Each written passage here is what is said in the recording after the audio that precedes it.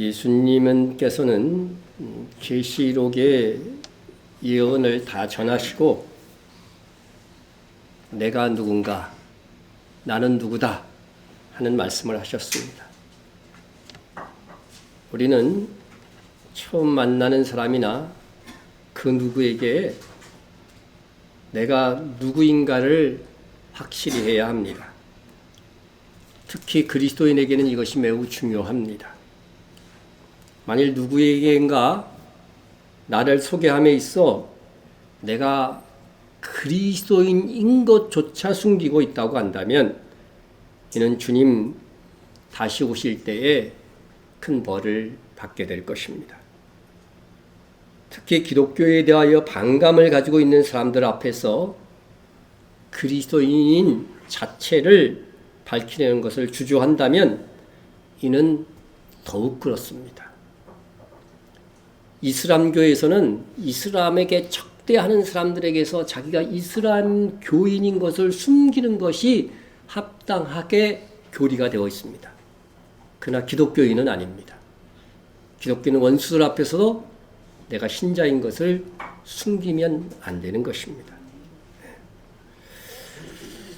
나를 다른 사람에게 소개할 때 나의 가장 중요한 정체성을 무엇이라고 말할 것입니까? 나는 누군가에게 나는 이런 사람이다. 어떻게 소개할 것입니까? 이런 것이 내가 누구인가를 다른 사람에게 드러내는 정체성이라고 하는 것입니다. 여러분은 내가 가진 신분에서 나의 가장 정체성을 드러내기 위한 한 가지를 말하라고 한다면 무엇을 말하렵니까? 누구 앞에서든지 나는 그리스도인입니다 하고 소개할 수 있는 사람이 되어야 합니다. 나를 행동하게 하는 가장 중요한 기준이 하나님의 말씀이라는 것을 드러내야 합니다. 그래서 상대가 내가 생각하는 것, 내가 추구하는 것, 인생의 목표가 무엇인지를 알게 해야 합니다. 그러려면 내가 믿고 나에게 영원한 생명을 주신 구세주 예수님을 부끄러워하지 말아야 합니다. 그러기 위해서 주님께서 말씀하셨습니다. 누구든지 이 음란하고 죄 많은 세상에서 나와 내 말을 부끄러워하면 인자도 아버지의 영광으로 거룩한 천사들과 함께 올 때에 그 사람을 부끄러워하리라. 여러분, 누구든지 이 음란하고 죄 많은 세대에서입니다. 결코 복음을 전하기 좋은 환경이 아닌 것입니다. 그 가운데서 예수님과 예수님의 말씀을 부끄러워하게 된다면 어떻게 된다는 것입니까? 주님께서 다시 오실 때, 천사들과 함께 오실 때에 그 사람을 부끄러워하시리라고 하셨습니다. 주님은 허물 많은 우리를 형제라 부르기를 부끄러워하지 아니하시고 하신 분입니다. 여러분, 우리가 아무리 형제라도 내 동생이 형편없으면 남에게 소개하기가 부끄러운 것입니다. 그런데 하나님께서 예수님을 장자, 맏아들이라고 하신 것은 우리가 뭐라는 거예요? 동생이라는 거예요. 그러니까 예수님은 우리를 형제로 여기는 것조차도 부끄러워하지 않았다. 아버지도 자식이 너무 막 행동하고 못되게 행하면 내 아들인 것이 부끄러운 법입니다. 부모가 보면은 늘 말하는 자식이 있어요. 자랑스러운 거죠. 근데 침묵하는 자식이 있습니다. 부끄러운 것입니다. 하나님께서도 예수님께서도 마찬가지라고 하는 것입니다. 다시 오실 때에 하나님의 존존 앞에서 부끄러워할 그러한 자들이 있다고 하는 것을 분명히 성경에 말씀하고 있습니다. 우리는 주님께서 다시 오실 때 천사들 앞에서 부끄러워하지 않고 자랑할 수 있는 우리가 되어야 됩니다. 하나님께서 실제 의인 욥을 천사들과 심지어 사탄 앞에서까지 자랑을 하실 정도였습니다. 여호와께서 사탄에게 이르시되 내가 내 종 욥을 주의하여 보았느냐. 그와 같이 온전하고 정직하여 하나님을 경외하며 악에서 떠난 자가 세상에 없느니라. 이 당시에 세상에 있는 사람들 중에 욥의 믿음이 1위야, 1위. 1위라고 하는 겁니다. 자랑했습니다. 하나님의 자랑, 욥은 유대인이 아니었어요. 이방인이었습니다. 우리와 같은 이방인이었습니다. 항상 주님이 이 땅에 오셨을 때도 최고의 믿음이라고 얘기했던 사람들이 누구예요? 유대인이 아니었다는 거죠. 구약성경체에도 마찬가지에 보니까. 누가 하나님께서 부끄러워하지 않는 사람이 될 수 있을까? 그들은 이제 더 나은 본향을 사모하니 곧 하늘에 있는 것이다. 이러므로 하나님이 그들의 하나님이라 일컬음을 받으심을 부끄러워하지 아니하시고 그들을 위하여 한 성을 예비하셨느니라. 여러분, 이 세상 것이 아니라 하늘에 있는 더 나은 본향을 사모하면서 인생을 살아가는 사람들, 그런 신자입니다. 하나님께서는 그렇게 사는 믿음의 자녀를 자랑스러워하시고 예수님께서는 그들을 위하여 새 예루살렘 성에 빛나는 그들의 처소를 지금 짓고 계십니다. 우리가 지금 예수님과 예수님의 말씀, 그 복음을 부끄러워하지 않으려면 최소한의 기준이 누구에게나 나는 그리스도인입니다. 밝히는 것입니다. 내가 알고 있는 모든 사람들이 내가 그리스도인이라는 것을 알고 있습니까? 그게 가장 최소한의 기준이라고 제가 말씀을 드리는 것입니다. 그리고 나서 그리스도인답게 살면서 복음을 전할 기회를 엿보아야지요. 그리고 선교에 동참하는 것은 적극적으로 주와 주님의 말씀을 부끄러워하지 않는 것입니다. 여러분은 그리스도인인 것이 자랑스럽습니까? 누구에게나 그렇습니까? 내가 그리스도인인 것으로 조롱을 받고 손해가 될 만한 상황에도 당당히 나는 예수를 믿음으로 영생이 확보된 그리스도인임을 밝히십시오. 내가 그리스도인으로 밝혀 손해가 되고 고난까지 받는다고 한다면 이거는요, 대단한 기회입니다. 무슨 기회예요?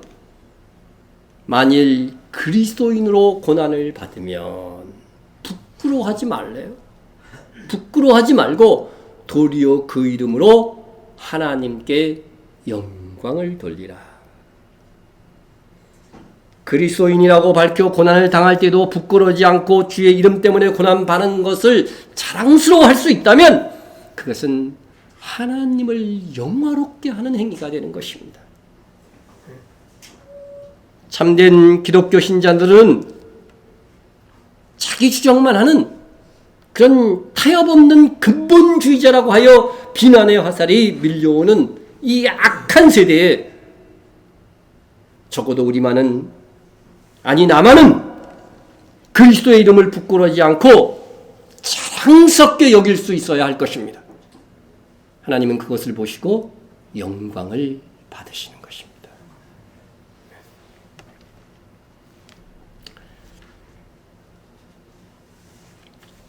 다시 오실 주님은 내가 누구인가 우리에게 명확히 밝히셨습니다. 그분은 친히 나는 다윗의 뿌리요 자손인이라고 하셨습니다. 이는 예수님께서 초림 때에 성취하지 않으신 유대인의 왕, 다윗과 같은 이스라엘의 왕, 곧 세계 만국의 왕으로 등극하실 것을 명확히 말씀하신 것이라고 하였습니다. 그분은 왕으로 오실 것입니다. 그러므로 우리는 왕이신 주님과 함께 왕노릇하는 그리스도의 신부가 되기 위하여 오늘을 사는 것이 인생을 가장 지혜롭게 사는 것입니다. 이어서 주님은 나는 광명한 새벽별이라 말씀하셨습니다. 예수님을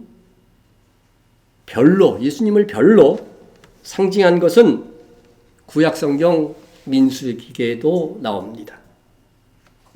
민수기에 보면 내가 그를 보아도 이때 일이 아니며 내가 그를 바라보아도 가까운 일이 아니로다.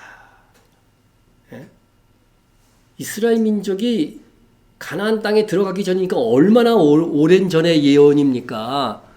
그때에 이게 가까운 일이 아니라는 거죠. 멀리 있을 일인데 한 별이 야곱에서 나오며, 야곱은 이스라엘이죠. 한 별이 이스라엘에서 나오게 되는데 한 큐가 이스라엘에서 일어나서 그랬습니다. 큐는 뭐예요? 왕이 가진 호를 이야기하는 거죠. 지팡이. 그러니까 한 임금을 한 별로 표현한 것입니다. 이스라엘의 왕입니다. 모압 이쪽에서 저쪽까지 쳐서 무찌르고 또 셋의 자식들을 다 멸하리로다. 고대 문헌에도 별을 지도자 전쟁 영웅으로 가리키는 그런 식으로 많이 표현을 했습니다. 이 예언대로 주님은 다시 오실 때 왕의 큐를 가지고 오되 또한 원수를 무찌르는 전쟁 영웅으로 오실 것입니다. 다윗의 뿌리로 오르는 예수님은 다윗이 왕이었듯이 왕으로 오실 것인데 하필이면 어디를 쳐요? 모압을 쳐서 무찌르신다고 하십니다. 그런데 오늘날 주님이 오셔서 다스릴 다윗의 왕궁 터와 성전을 그 모압 자손이 지금 지배하고 있어요. 요르단입니다. 참 성경에 보면은 이 마지막 시대의 역사와 너무나도 잘 맞지 않습니까? 그 많은 나라 중에 어떻게 모압 이쪽에서 저쪽으로 치느냐? 그런데 성전이 있던 그 자리에 이슬람 성전이 서서 그 성전을 모압 족속들이 지금 관리하고 있다는 사실입니다. 그러니 주님은 바로 이곳에서 왕으로 다스리려면 모압을 치셔야 되는 것입니다. 그리고 셋의 자손이라고 했는데 여기서의 셋은 반항, 저항이라고 하는 뜻을 가진 단어입니다. 그래서 다시 오시는 예수님은 예수님을 저항하는 나라와 민족과 개인을 다 멸하시게 될 것입니다. 다윗의 뿌리라고 하는 예언은 예수님의 초림에서 시작하여 재림으로 완성될 것이라고 했는데 광명한 새벽별에 대한 예언도 마찬가지라는 것입니다. 예수님께서 초림 때에도 광명한 새벽별로 오셨습니다. 오늘 성탄절이나 부르는 찬양을 불러갖고 굉장히 놀라신 분도 있을지 모르겠는데 오늘 말씀과 관련이 있습니다. 헤로드 왕 때에 예수께서 유대 베들레헴에서 나심에 동방으로부터 박사들이 예루살렘에 이르러 말하되 유대인의 왕으로 나신 이가 어디 있느냐? 우리가 동방에서 그의 무엇을 보고? 별을 보고 그에게 경배하러 왔노라 하니. 주님 다시 오실 때에도 광명한 새벽별로 오실 것이라고 했는데 초림 때에도 역시 별로 오셨어요. 예? 예수님의 탄생이 별이 알렸다고 하는 것이요. 이 동방박사들이 별을 보고 왔다니까 이 별은 육안으로 분명히 보이는 별이었을 것입니다. 그런데 동방에 살던 그들이 어떻게요 이 밝은 별이 유대인의 왕의 별인 것을 알았을까?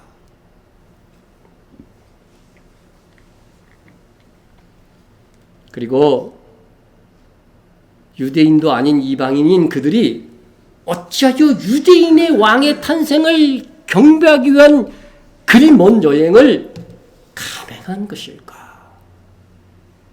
그렇잖아요. 자기들의 왕도 아니야. 유대인의 왕이야.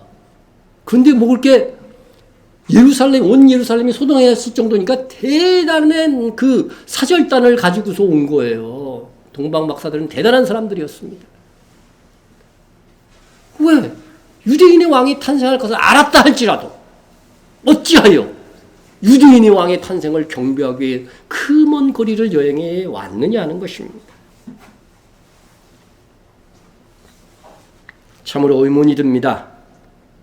우리는 여기서 단지 유다가 바벨론의 포로가 되었을 때에 다니엘이 지혜자의 어른이 되어서 아마 알려준 것이 아닐까 그렇게 추정할 수밖에 없습니다. 다니엘 시대의 말씀입니다. 왕이 그들에게 모든 일을 묻는 중에 그 지혜와 총명이 온 나라 박수와 술객보다 10배나 나은 줄 아니라. 다니엘의 세 친구입니다. 근데 다니엘은 언제까지? 고레스 왕 원전까지 있습니다. 바벨론 역사를 다 하고 페르시아 왕 고레스가 군림할 때까지 그는 높은 고위치에 있었다는 것입니다. 왕이 이에 다니엘을 높여 귀한 선물을 많이 주며 그를 세워 바벨론 온 지방을 다스리게 하며 또 바벨론 모든 지혜자의 어른이 삼았으며 모든 지혜자의 어른입니다. 바벨론 모든 왕들 시대에 다니엘은 그 나라 지혜자들 중에서도 최고 어른이었습니다. 다니엘은 이상과 몽조를 깨달아 아는 자라고 했습니다.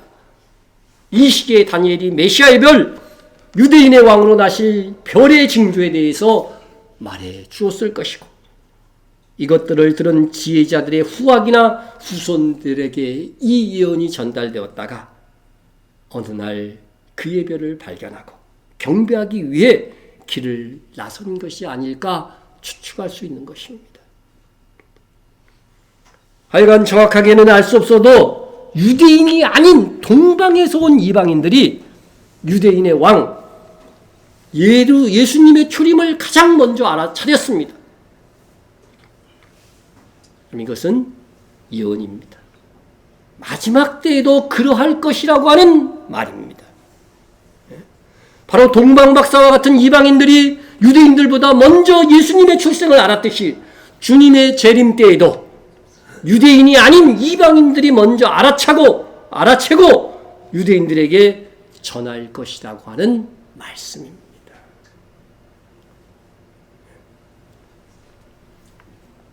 여러분, 우리나라는 예루살렘을 기준으로 해서 서방에 있습니까? 동방에 있습니까? 동방에 있죠. 성경에 보면은 제가 이렇게 보면은 이스라엘을 중심으로 인해서 동쪽, 북쪽에서 뭐 이제 마지막 시대의 예언이 있는데 그 북쪽이 성경 시대에 비해서 굉장히 끝으로 이렇게 넓혀지는 것을 볼 수 있어요. 그래서 북쪽 끝에서 쳐들어올 것이다. 근데 동방도 저는 그러하리라고 생각합니다.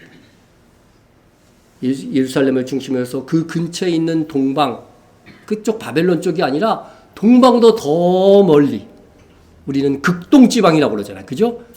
우리나라를 비롯한 이곳에서 이스라엘을 향하여서 다시 오실 주님에 대하여서 소식을 전하게 되는 것은 아닐까.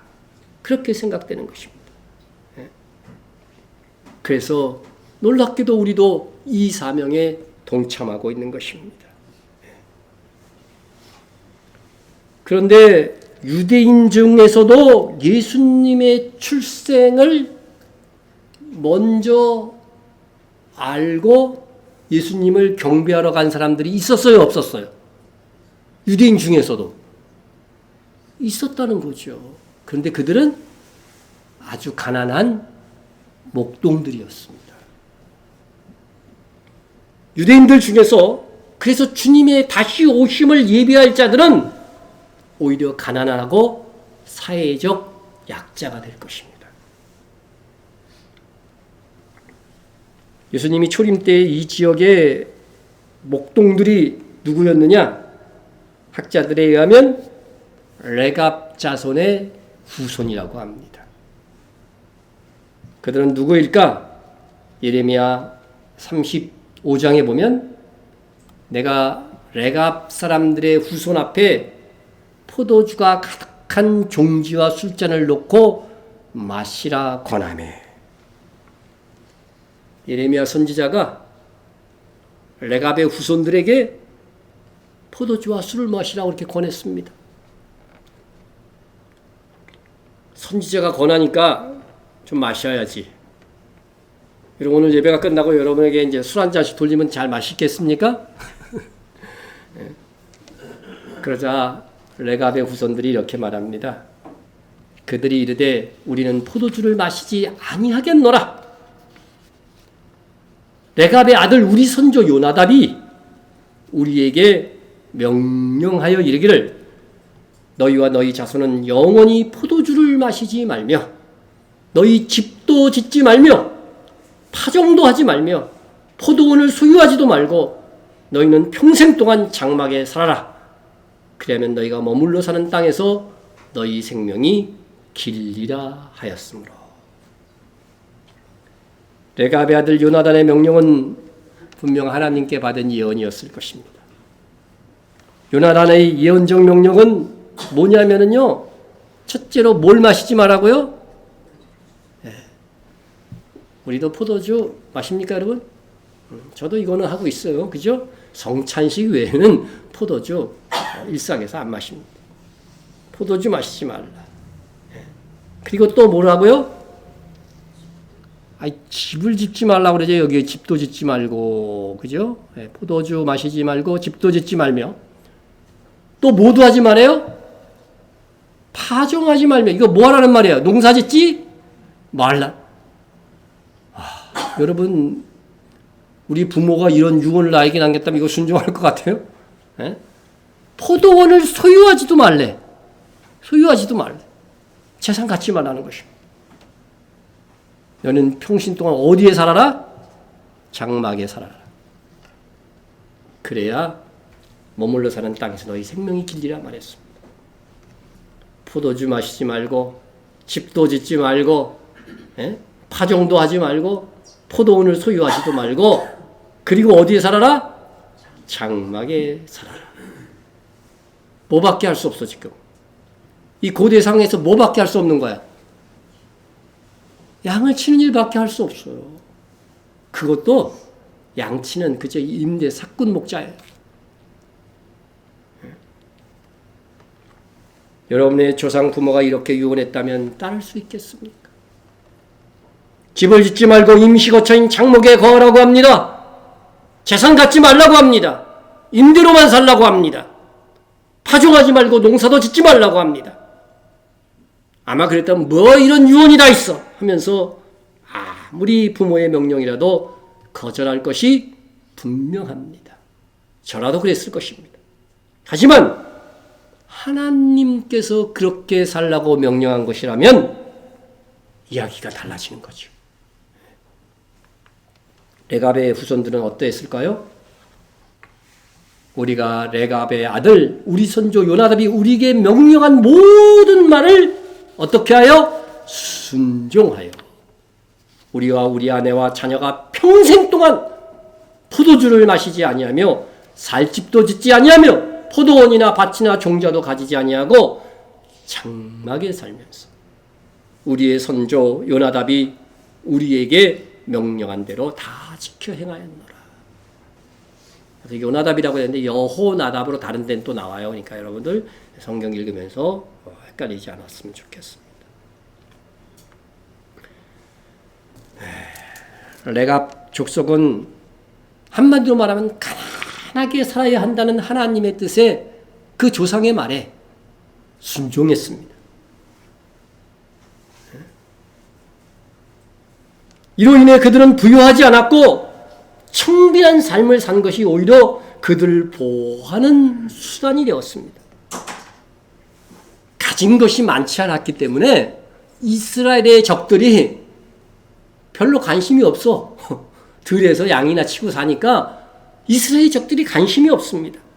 그래서 레갑 자손은 BC 721년 북이스라엘이 멸망할 때도, BC 588년 남쪽 유다가 멸망할 때도 살아남았어요. 기록이 있습니다, 성경에. 그러니까 결국은 이렇게 살면 너희 생명이 길리라고 하는 그 예언이 그대로 이루어진 것이죠. 그 레갑 자손의 후손들이 아직도 여리고 근처에 살고 있답니다. 그러나 레갑 자손이 받은 가장 큰 복은 이것입니다. 그들이 자기 조상의 예언을 자기 가문의 신앙 전통으로 삼아 무려 850년을 이어오다가 아기 예수님을 제일 먼저 영접하는 자들이 되었다는 것입니다. 보시면 이제 이스라엘이 돌아와서 제2성전 예루살렘을 이렇게 지을 때의 기록에 보면은 본문은 베네게렛 지방을 다스리는 누구의 아들? 레갑의 아들 말기야가 중수하여. 이 말씀을 보면 베닷게렛 근처에, 그죠? 여기 분문은 뭐예요? 분뇨 그런 말이에요. 그러니까 정확하게 우리나라로 해석하면 똥문이야. 예? 더러운 것이 고문으로만 나가. 근데 그 분문을 누가 건설했느냐? 레갑의 아들 말기야가 했는데 말기야가 베낫게렘 지방을 다스렸다는 거예요. 베낫게렘이 어디냐? 지도로 여러분에게 보여드릴게요. 예루살렘과 베들레헴, 예수님이 탄생한 베들레헴 사이에 있는 것이 베낫게렘이라고 여기 지도에 있죠.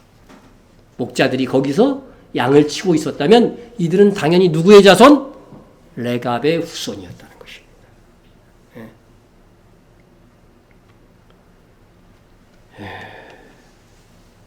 그곳에서 양을 치며 거하던 레갑의 후손들은 천사들로부터 예수님의 탄생 소식을 듣고 가서 경배한 것입니다. 아기 예수님을 경배할 수 있는 특권이 그들에게 주어진 것입니다. 세상의 기준으로 보면 그것이 무슨 대단한 특권이냐? 무슨 돈이 생긴 것도 아니고, 그죠? 큰 영화가 생긴 것도 아닌데 그게 무슨 큰 특권이고 영광이냐? 그러나 이는 영적으로 보면 하늘의 보화가 보장된 놀랍고도 최고의 영광이 주어지는 특권인 것입니다. 아기 예수가 나실 때에 와서 경배했던 이 하늘의 상이 얼마나 크겠어요. 주님 다시 오실 때 그 영광이 주어질 것입니다.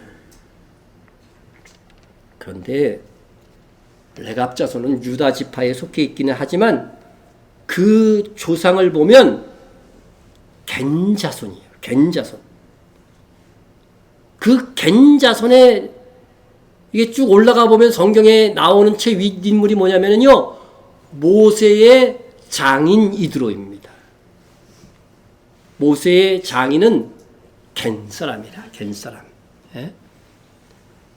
모세가 그의 장인 미디안 제사장 이드로의 양떼를 치더니, 그러니까 겐 사람은 어디 사람이에요? 미디안 사람이라는 거예요. 미디안 사람인 거예요. 예? 또 이런 말씀이 있습니다. 이는 레갑 가문의 조상 한맛에서 나온 겐 족속이다. 그러니까 레갑 가문은 겐 족속이라는 거죠.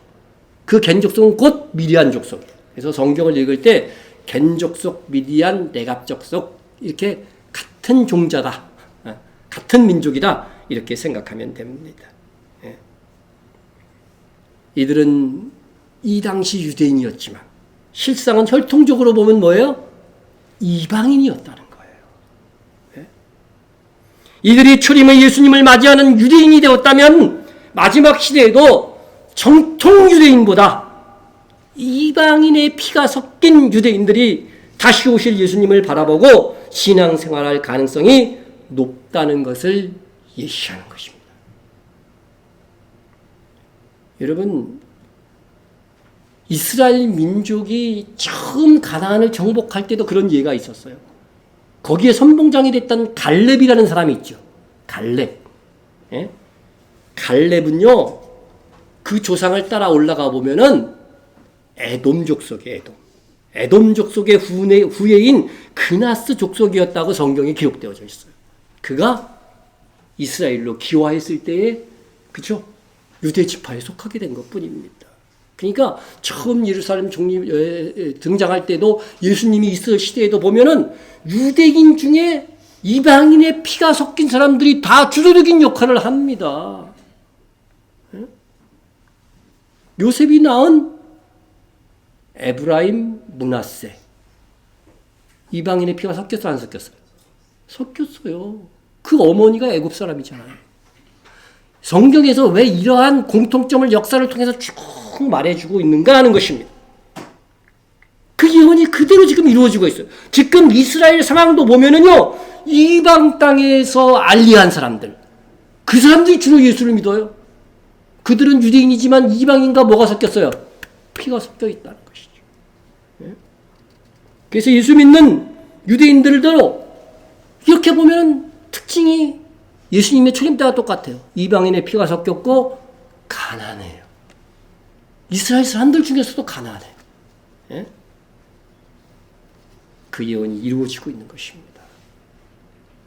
우리가 세밀하게 성경을 보면은요, 놀라운 일들이 지금 일어나고 있는 것입니다. 예루살렘에요, 나이 많은 시몬이라고 하는 사람이 있었습니다. 예루살렘에 시몬이라고 하는 사람이 있으니 이 사람은 의롭고 경건하여 이스라엘의 위로를 기다리는 자라. 성령이 그 위에 계시더라. 의롭고 경건한 시몬이 성령께 받은 말씀이 있었습니다. 그가 주의 그리스도를 보기 전에는 죽지 아니하리라 하는 성령의 지시를 받았더니, 시몬은 그리스도를 보기 전에, 너희들이 그토록 기다리는 메시아를 보기 전에는 죽지 아니할 것이라고 하는 예언을 받은 거예요. 이것이 무슨 복인가 생각할 수 있습니다. 100억 중 대박을 받아야 진짜 복이라고 여기시는 분은 그럴 수 있습니다. 그러나 초림을 보는 세대에서 주님을 그리스도로 알아보지 못한 세대는 저주가 임한 것이지만, 주님을 그리스도로 알고 믿은 사람들은 정말로 복된 세대인 것입니다. 시몬이 아기 예수님을 성전에서 보게 되었습니다. 시몬이 아기를 안고 하나님을 찬송하여 이르되, 주제여 이제는 말씀하신 대로 종을 평안히 놓아주신도다.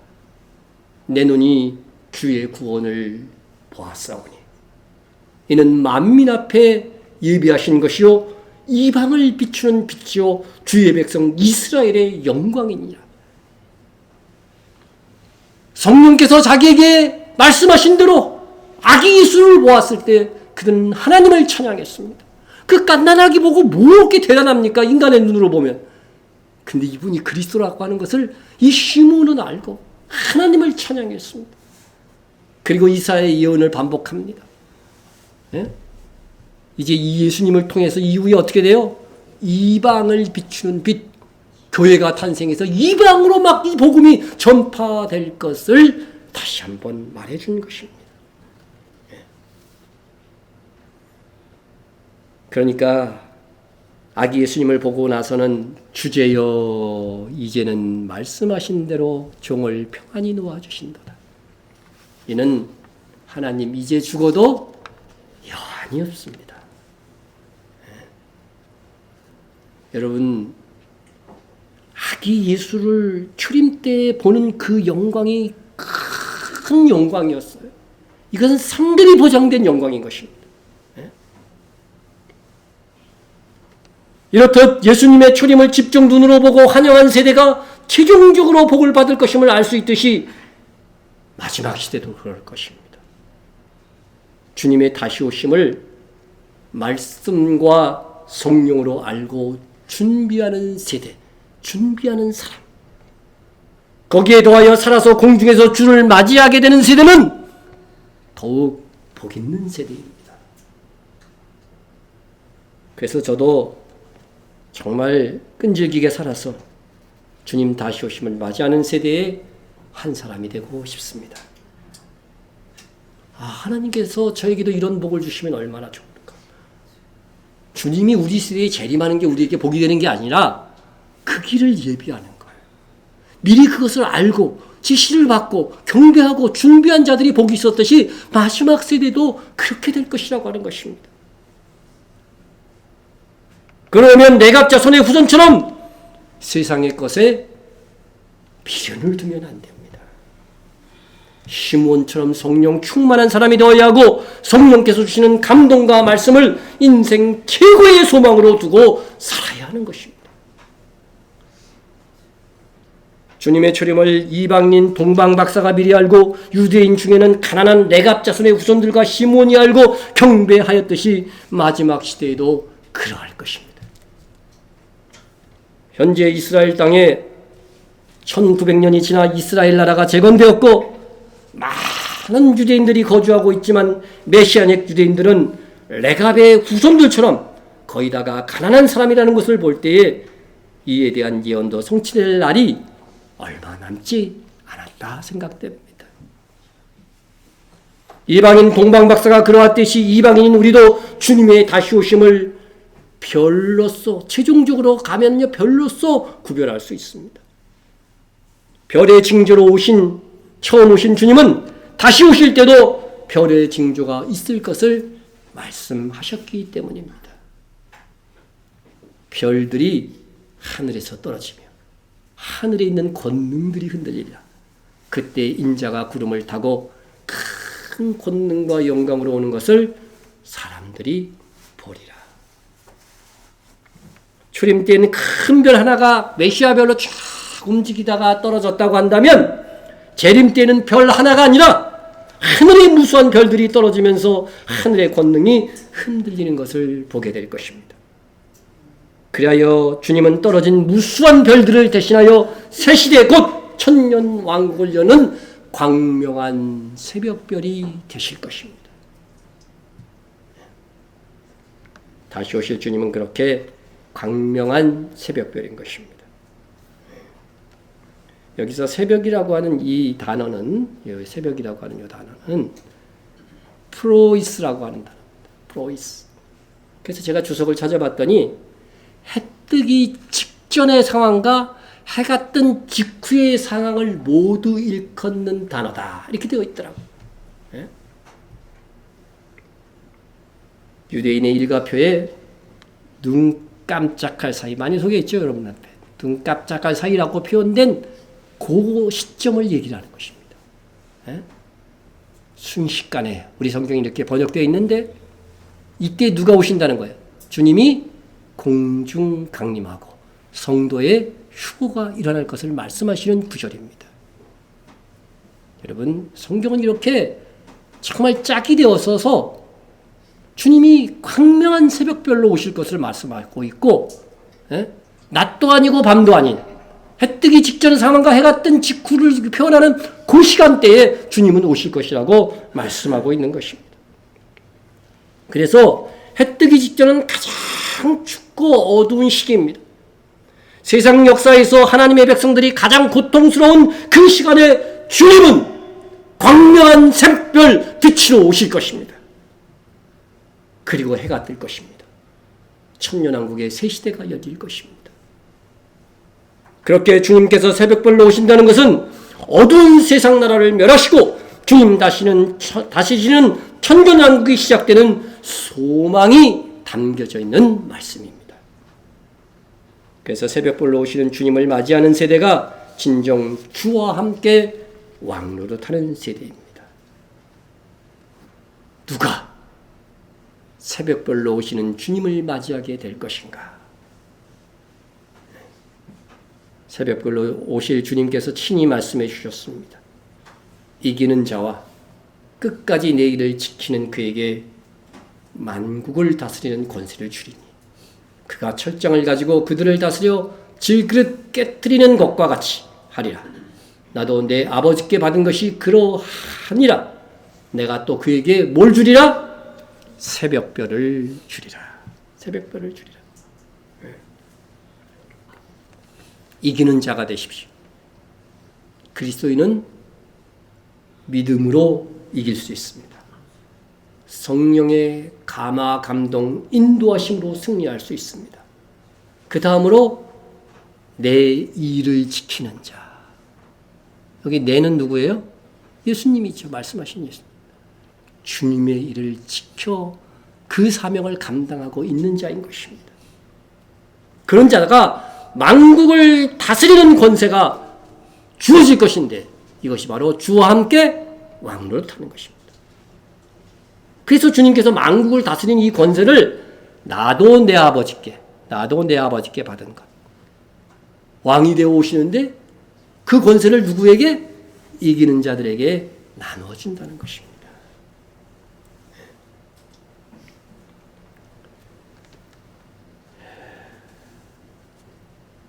또한 이렇게 세상의 어두운 가운데서 주님이 오시면은요, 그 어두움을 완전히 밝히는 천년 왕국의 시대를 여실 것이다. 이 강명한 새벽별이라고 하는 이 구절에는 그 의미가 다 포함되어 있는 것입니다. 강명한 새벽별로 오실 주님을 기다립시다. 그분은 우리에게 만국을 다스리는 권세와 함께 처음 하늘과 땅이 회복되어, 새 하늘과 새 땅이 아니고 주님 오실 때, 다시 오실 때는 우리의 이 하늘, 처음 하늘과 땅도요, 우리의 죄로 인하여 어떻게 되었어요? 많이 파괴되었습니다. 이 자연세계가 주님 다시 오심으로 회복되어서 천년을 살 수 있는 환경, 새 시대를 여시는 것입니다. 우리 중에 그때에 만날 수 없는 사람이 없도록 세상을 믿음으로 이기고 주의 일에 전심전력하는 남은 우리의 삶을 삽시다.